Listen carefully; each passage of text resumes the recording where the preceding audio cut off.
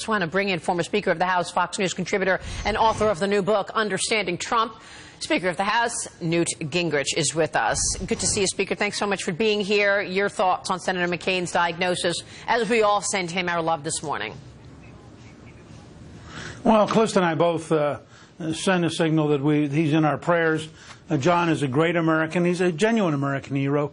He's a very tough guy, and he's very lucky. He went in for a regular exam. They found this clot. It turned out the clot had a tumor in it. They may well have gotten it all. That's what they currently think is possible. I'm sure he's going to go through radiation and chemotherapy. It's a very dangerous, very tough cancer. But in his case, they may have caught it early enough, and he will certainly give it his all, just as he did back in that North Vietnamese prison. So I think all of us have him in our prayers, and I think it's a genuinely bipartisan feeling for John as a person and for his family, who we all reach out to. Of course, of course. So, what do you think, Newt, in terms of what happens now in the Senate? I mean, I recognize that, every vote counts. So what are you? I mean, obviously he's going to be out for a little while as he undergoes these treatments. What do you think? Well, first of all, I don't want to second-guess Mitch McConnell. I think McConnell has had a remarkable ability to understand his colleagues and to work the Senate in a very different way than I would have as a Speaker of the House. So I'd rely on McConnell's judgment. It's possible that Senator Lee is right, that until McCain comes back, they can't move forward, in which case I would hope they would switch and focus on a tax cut. We need a very large tax cut signed into law by Thanksgiving, and I think that's a doable project, but one that we should get on as quickly as we can, and then come back to health care. I mean, health care is not going to go away. It's going to remain an issue. We may have to find 2 or 3 other ways to go at it, but I think ultimately we're going to find ways to reform the health system because we're going to have no choice. It's too expensive. It leaves too many people without coverage, and I think it's going to have to be fixed. Speaker, it's Mike Murphy. Just on the tax cut, to clarify, you're talking about a cut, not a overhaul of the tax code, just simply a tax cut by Thanksgiving, correct? Look, if they can get tax reform by Thanksgiving, I'm all for it. If they can't get tax reform by Thanksgiving, I'm for a big tax cut, because they need the economy in the first 2 quarters of next year growing very rapidly, or we're going to have Nancy Pelosi as Speaker of the House. We cannot go into the fall campaign next year with a weak economy. The #1 claim we have to being worthy of representing the American people is that we're for jobs and prosperity and take-home pay and economic growth. We need a very large tax cut. I'm perfectly happy if they can find a way to also have tax reform as a part of that. But I would not allow us to do what we just did with health care.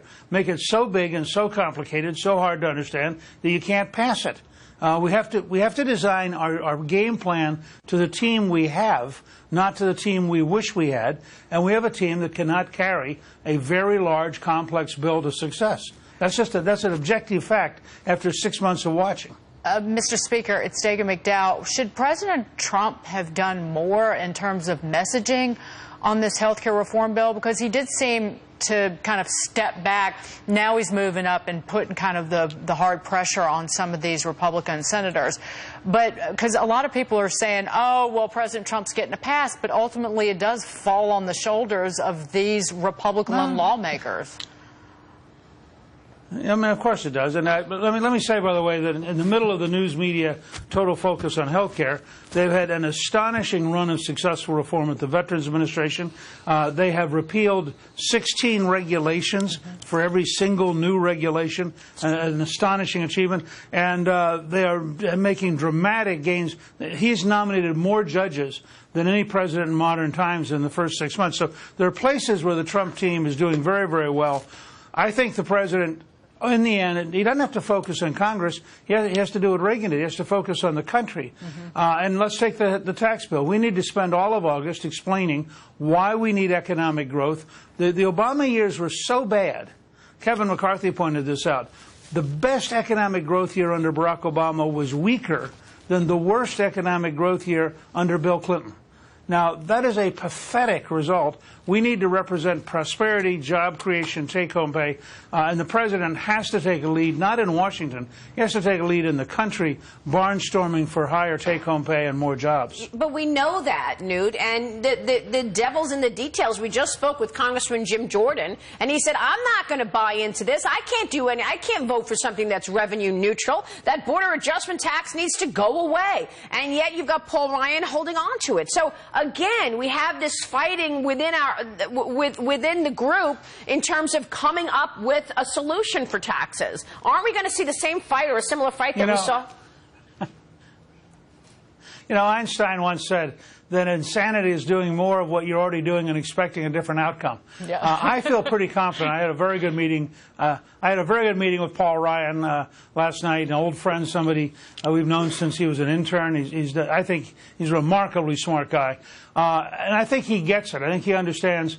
We have to get to the bill we can pass and sign, not to the bill we wish we had, and that's going to require the House and Senate Republicans and the White House to talk with each other dramatically more than they did on health care.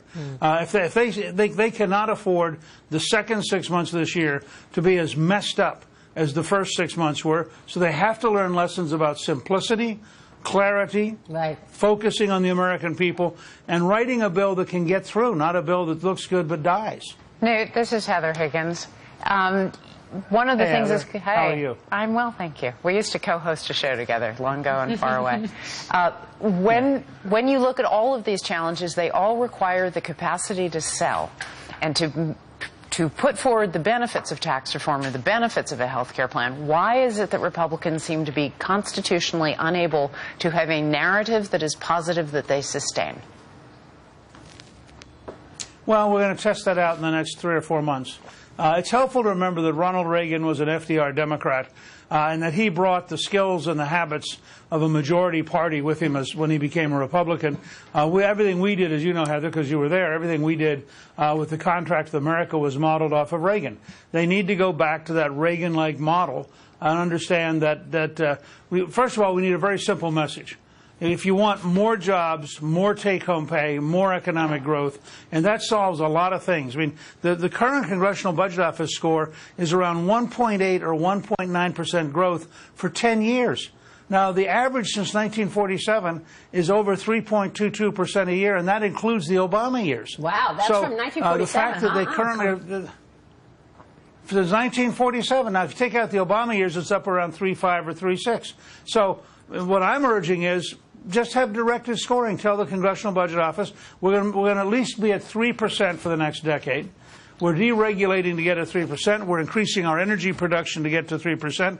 Let's have a huge tax cut to get to 3%. And I think you'll see, particularly if that tax cut has a big small business component, you're going to see a huge drive in the right direction.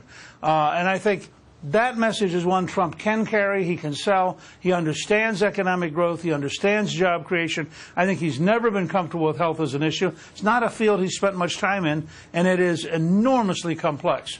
But the economic growth issue is one where Trump could be a cheerleader for the entire country. Real quick, Newt, do they need the Democrats to just cut taxes? Listen, I think if they get a big enough tax cut, I want to see how these marginal Democrats in North Dakota, Indiana, Missouri vote no and say to people back home, oh, no, I want you to pay a lot higher taxes, and I want you to have fewer jobs and less take-home pay. I think a bunch of them will break under the pressure. Okay. So yes, and you think they'll come in to the room. Now, Mr. Speaker, good to see you, sir. I think it can be done. Thank you so much.